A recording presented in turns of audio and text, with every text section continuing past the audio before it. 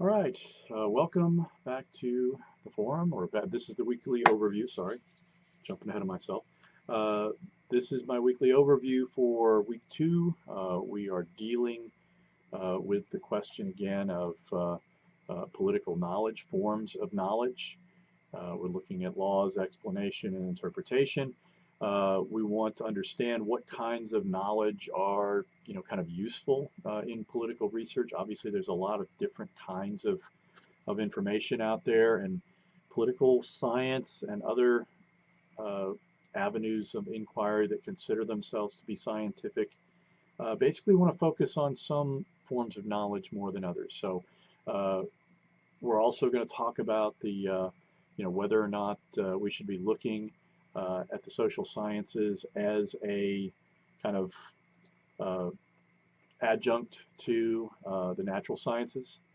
I think that's an interesting question. I've always kind of been on the more skeptical end of the spectrum as it regards to that.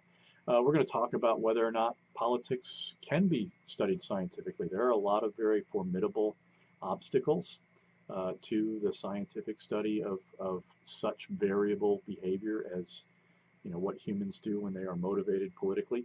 And then we want you to be able to distinguish science from non-science, right? Like I said, there's a lot of forms of knowledge out there that's very interesting.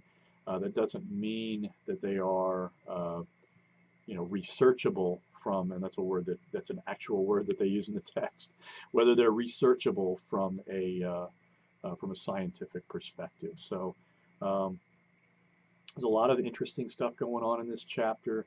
I think this week is another week where all we've got is the forum and the weekly quiz.